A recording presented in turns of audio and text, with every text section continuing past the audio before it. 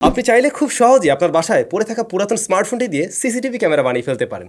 আবার ধরুন আপনার ফোনে মেসেঞ্জার নেই, ফেসবুক মেসেঞ্জার নেই, কিন্তু চাইলেই ভিডিও কল দিতে পারেন ফেসবুক থেকে। আবার ধরুন এই স্মার্টফোনটাতে আপনি যে সমস্ত কাজ করছেন সবকিছুই দেখতে পাবেন এই স্মার্টফোন থেকে। এরকম বেশ কিছু দারুণ ট্রিক্স নিয়ে আজকে আমরা আলোচনা করব।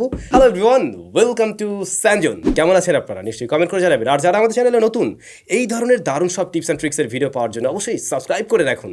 আর ভিডিওটি ভালো লাগলে আজকে আপনাদের কাছ থেকে আমি 10,000 লাইক আশা করছি। তাহলে ফার্স্টেই আমরা ফেসবুকে চলে যাই না। আমি এখন যে কাজটা করবো, এই যে ফেসবুক মেসেঞ্জারটা আমার ফোনে রয়েছে, এটাকে জাস্ট আনইনস্টল করে দেবো।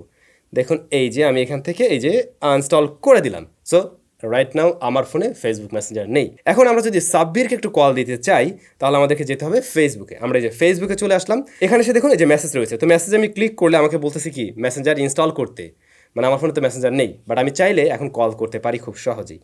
এই যে রাইট সাইডে 3 ডট মেনুটা দেখবেন, তো যাকে আপনি কল করতে চাচ্ছেন তার প্রোফাইলে যাবেন এবং সেখানে গিয়ে এই যে 3 ডট মেনুতে একটা ক্লিক করবেন। এরপরে দেখবেন এই যে প্রথমেই রয়েছে অডিও কল, তারপরে রয়েছে ভিডিও কল। তো আমরা একটা কাজ করি, ভিডিও কলটাই দেওয়া যাক। আমরা কিন্তু অলরেডি তাকে কল দিয়ে ফেলছি। সাবির কল গেছে নাকি? এই যে, তো যেটা দেখছেন আমি কিন্তু উইদাউট মেসেঞ্জার আমার ফোনে আমি ফেসবুকে ভিডিও কলে কথা বলতে পারছি। ঠিক একইভাবে আমি কিন্তু অডিও কলেও কথা বলতে পারবো। আচ্ছা, কলটা কেটে দিই। তো এই হচ্ছে বিষয়টাতে বেশি করে দেখানোর কিছু নেই। এখন এটা কাদের কাজে লাগতে পারে? আমার মতো অনেকেই রয়েছেন যারা মেসেঞ্জার পছন্দ করেন না। আসলে নিজেও আমি পার্সোনালি পছন্দ করি না, ওটা খুব ঝামেলার একটা জায়গা। তো তারা চাইলে এটা ক্যান্সেল করে রেখেও জরুরি মুহূর্তে কাউকে যদি কল করতে চান সরাসরি আপনি ফেসবুক থেকে সেই কাজটা আজকে করতে পারছেন। আবার দেখুন এমন অনেকেই রয়েছেন যাদের ফোনটা কিনা খুব বেশি হয়তো র্যাম সেখানে নেই, স্টোরেজ কম রয়েছে। একটু পুরাতন ফোনগুলোতে দেখবেন যে অনেক অ্যাপ্লিকেশন রাখা যায় না। তো আপনি চাইলে কিন্তু মেসেঞ্জারটাকে দূরে সরিয়ে দিয়ে আপনি সরাসরি প্রোফাইল থেকেও যে কাউকে কল করতে পারবেন, বাট ভিডিও কলে কথা বলতে পারবেন। এই ট্রিক্সটা কে কে জানতেন অবশ্যই কমেন্ট করে জানাবেন, আর যারা জানতেন না শিখে নিলেন। পরবর্তী ট্রিক্স আমরা অবশ্যই যাবো। তার আগে অসংখ্য ধন্যবাদ আমাদের আজকের ভিডিও স্পন্সর ShopflexBD-কে।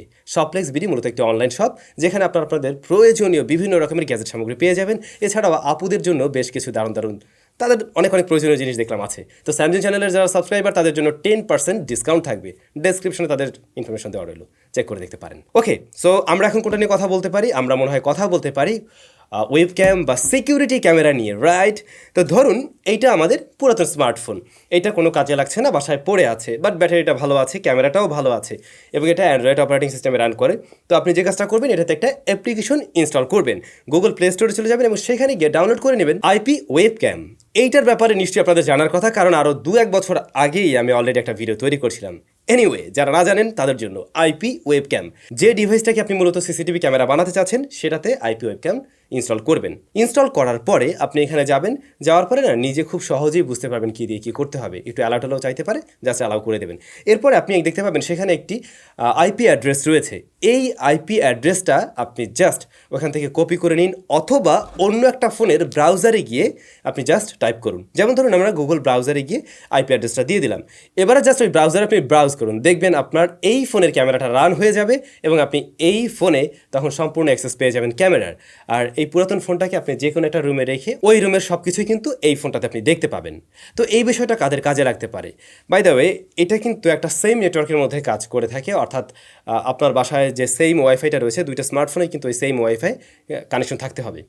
তো এটা কাজে লাগতে পারে। ধরুন আপনার বাসায় ছোটো বাচ্চা রয়েছে, তো আপনি তাকে একটা রুমে ঘুম পাড়িয়ে রাখেন, বা সে ধরুন ওই রুমটাতে বসে খেলাধুলা করে বা সেখানে পড়াশোনা করছে, অন্য রুম থেকে আপনি দেখতে চাচ্ছেন সে কী করছে। এখন আপনি যদি বাসায় ওয়েবক্যাম সেট না করেন বা এই ধরনের সিকিউরিটি ক্যামেরা সেট না করেন, তখন কিন্তু চাইলে একটা ফোনকে সিসিটিভি ক্যামেরা বানিয়ে অন্য ফোনে মনিটর করতে পারছেন। বিষয়টা জোস না? শুধু এটুকুই না, আপনি চাইলে এই ফোন দিয়ে যে ফোনটাকে সিসিটিভি ক্যামেরা বানানো হয়েছে সেটার 2 ক্যামেরাকে আপনি ঘুরাতে পারবেন, ফ্রন্ট ফেসিং ক্যামেরা রান করতে পারবেন, ব্যাক ক্যামেরা রান করতে পারবেন, চাইলে আবার ফ্ল্যাশ লাইটও অন করতে পারবেন যদি আপনার প্রয়োজন হয়, অর্থাৎ অনেক সময় রাতের ভিডিও করার ক্ষেত্রে দরকার হতে পারে। তৃতীয় নাম্বার ট্রিক্স আমি বলছিলাম কি, আপনি এই স্মার্টফোনে যে সমস্ত কাজ করবেন সব কিছুই এই স্মার্টফোনে দেখা যাবে খুব সহজেই। এটাও প্রয়োজন হতে পারে, বিশেষ করে যাদের বাসায় ছোট বাচ্চা রয়েছে। হয়তো তাকে আপনি ফোন দিয়েছেন ঠিকই, কিন্তু আপনি চাচ্ছেন একটু মনিটর করতে যে সে আসলে ফোনে কি করছে না করছে, যদি প্রয়োজন হয়, অথবা অন্য কোনো প্রয়োজনে থাকতে পারে, তবে অবশ্যই এই বিষয়গুলো ভালো কোনো কাজে লাগানোর জন্যই আমি রিকোয়েস্ট করব। কিভাবে সম্ভব? আপনাকে আবারও অ্যাপ্লিকেশন ডাউনলোড করতে হবে দুইটা স্মার্টফোনে, এবং এই অ্যাপসের নাম হলো এনিডেস্ক। তো দুটো স্মার্টফোনে আপনি এনিডেস্ক ইনস্টল করে নিন। এরপরে আরও একটা অ্যাপ্লিকেশন লাগবে, এনিডেস্ক প্লাগইন। দুইটা স্মার্টফোনেই এই প্লাগইনটা ইনস্টল করে নিতে হবে। একদম ছোট ছোট অ্যাপ্লিকেশন, জাস্ট ডাউনলোড করতে মানে আপনার 2-1 সেকেন্ড 3 সেকেন্ডের বিষয় আর কি। আপনি এনিডেস্কে গেলেন, সেখানে যাওয়ার পরে যে এরকম একটা ইন্টারফেস পেয়ে যাবেন, এবং যেখানে আপনি দেখবেন একটা কোড রয়েছে, ঠিক তার নিচে সেট পাসওয়ার্ড বা রিমোট অ্যাড্রেস নামে একটা জায়গা রয়েছে। তো আপনি যদি এই ফোনে যে সমস্ত কাজ করবেন সেটা যদি এই ফোনে দেখতে চান, তাহলে যে কাজটা করবেন, এই ফোনে অ্যাপসে গেলেন এবং সেখানে গিয়েও ওই যে কোডটা পেয়ে যাবেন, ওই কোডটা এই রিমোট অ্যাড্রেসে জাস্ট দিবেন। দেওয়ার পরে আপনি এন্টার দিলেই দেখতে পাবেন এই স্মার্টফোনে যত সব কাজ করা হবে সব কিছুই এই স্ক্রিনে কাস্ট হচ্ছে। বিষয়টা হচ্ছে এমন, এই ফোনের ইউজার যদি সে ওই অ্যাপসের মাঝে নাও থাকে, তারপরে অন্য যে সমস্ত কাজগুলো করবে প্রত্যেকটাই কিন্তু এর স্ক্রিনে কাস্ট হতে থাকবে। তো এই তো যেটা বলছিলাম, যদি প্রয়োজন হয়, কখনো যদি মনিটর করার প্রয়োজন হয়, তখন হয়তো এটা আপনি ব্যবহার করতে পারবেন। তবে এই এনিডেস্ক দিয়ে শুধুমাত্র এই কাজ না, আরও বড় বড় কাজে ব্যবহার করা যায়। আপনি যেমন কম্পিউটারের স্ক্রিনও শেয়ার করতে পারেন, এই ধরনের বিষয় রয়েছে। যার যেটা প্রয়োজন হয় নিশ্চয়ই সেভাবে ব্যবহার করতে পারবেন। তারপরে বলুন আমাদের আজকের এই টিপস অ্যান্ড ট্রিক্সগুলো কেমন লাগলো, অবশ্যই কমেন্ট করে জানাবেন। ভবিষ্যতে নিশ্চয়ই এরকম দারুণ সব ভিডিও নিয়ে দেখা হবে। সবাই ভালো থাকবেন, অনেক বেশি ভালো। টাটা।